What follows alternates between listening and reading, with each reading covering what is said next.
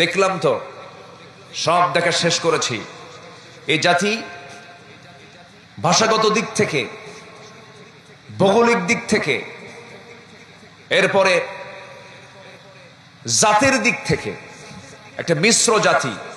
এই জাতিকে একটা সুসভ্য জাতিতে রূপ দেওয়ার জন্য আসমানি কিতাবের বিকল্প কোনো পন্থায় এই জাতিকে সভ্য করা সম্ভব নয়। সম্মানিত ভাইয়েরা, সম্মানিত বন্ধুগণ, রাসূল যে যুগে জন্ম নিয়েছিলেন সেই যুগে আমরা শুনেছি মদের কারবার হতো, মদের বোতল নিয়ে তারা বসে থাকতো, জেনা ছিল, সুদের কারবার ছিল।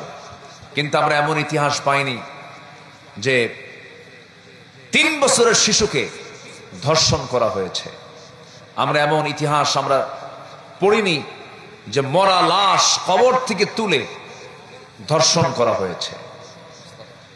আমরা এমন ইতিহাস শুনিনি হালুয়াঘাটে এই তো কয়েক মাস আগে এক মহিলা সুইসাইড করেছে, আত্মহত্যা করার পর তার লাশ মর্গে নেওয়া হয়েছে। মর্গে আত্মহত্যা করা লাশকে ধর্ষণ করা হয়েছে। একটা মানুষকে মেরে একটা সাবেক সাংসদ, যদি অনির্বাচিত, অবৈধ, আমি বিগত 16 বছর এই প্রেক্ষাপট জুলাই আগস্টের পরে, জুলাই আগস্টের আগ পর্যন্ত 2008 থেকে নিয়ে 2024 সাল পর্যন্ত যত পার্লামেন্টারিয়ান ছিল আমি তাদেরকে বৈধ পার্লামেন্টারিয়ান বলি না। ঠিক কিনা বলেন? বলি না কেন? দিনের ভোট রাতে শেষ, সোনার বাংলা সোনার দেশ। ঠিক কিনা বলেন? ওদের মধ্যে এক এমপি কালীগঞ্জে বাড়ি, তাকে মারা হলো কেমন করে, কলকাতায় নিয়ে যাওয়া হলো পরিকল্পিতভাবে।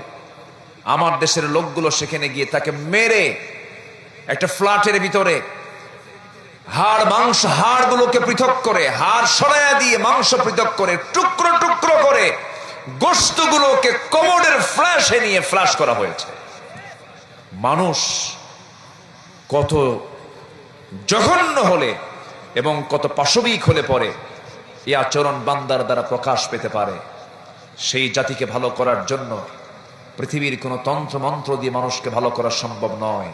মানুষ ভালো হবে কার বিধান দিয়ে, কার আইন দিয়ে? বলেন বলেন, কার আইন দিয়ে?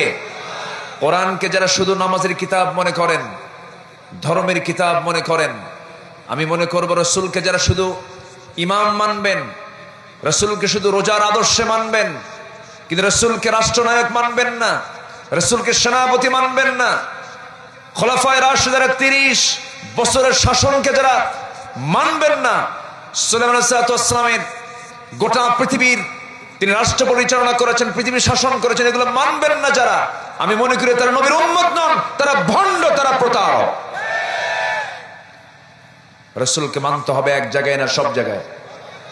আসতে বলবেন না, এক জায়গায় না সব জায়গায়? সব জায়গায় মানতে হবে। আল্লাহ রাব্বুল আলামিন বলেন, মা আতাকুমুর রাসূলু ফাখুযুহু ওয়া মা নাহাকুম আনহু ফান্তাহু। রাসূলকে আংশিক মানা যাবে না, রাসূল যা নিয়ে এসেছেন তার সব টোটাল মানতে হবে। কোরআন শুরু হয়েছে বা দিয়া বিসমিল্লাহর বা, শেষ হলো অমিন শাররি হাসিদিন ইদা হাসাদ। এই যে বা দিয়া শুরু হলো, দাল দিয়ে শেষ হয়ে গেল, এই যে বিশাল বড় কোরআনের ভিতর থেকে যদি কেউ একটা হরফও যদি অস্বীকার করে, কফ মানলাম না, সে কি ইমানদার না কাফের?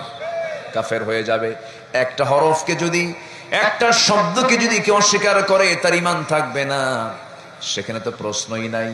জীবন চলার পথ হিসাবে ইসলামকে সব জায়গায় মানতে হবে। ইসলাম মানার শর্ত হলো আল্লাহ দিয়ে দিয়েছেন, আংশিক মানার নাম ইসলাম নয়। আল্লাহ রাব্বুল আলামিন বলেন, ইয়া আইয়ুহাল্লাযীনা আমানু দুখুলু ফিস সিলমি কাফা ওয়া লা তাত্তাবিউ খুতুওয়াতিশ শাইতান ইন্নাহু লাকুম আদুউম মুবিন। জোরে বলুন আল্লাহু আকবার।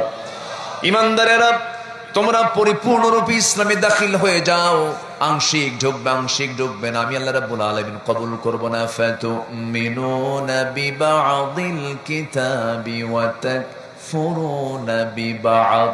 আল্লাহ নিজে এক্সপ্লেন করছেন, আল্লাহ নিজেই ব্যাখ্যা করছেন, আংশিক মানার নাম ইসলাম নয়। আংশিক মানা যাবে না। জান্নাত লাভের জন্য কিছু কাজ আমাকে আপনাকে করতে হবে। মূল টার্গেট, মূল লক্ষ্য হলো আমরা বাবার ভিটা হারাতে চাই না। আমাদের বাপের ভিটা কোনটা বলেন? কি? নওগাঁ পত্নীতলা। আমাদের বাপের ভিটা কোনটা বলেন? একটু জোরে বলেন না ভাই, আর একটু জোরে বলেন। আমাদের বাপের ভিটা কোনটা বলেন?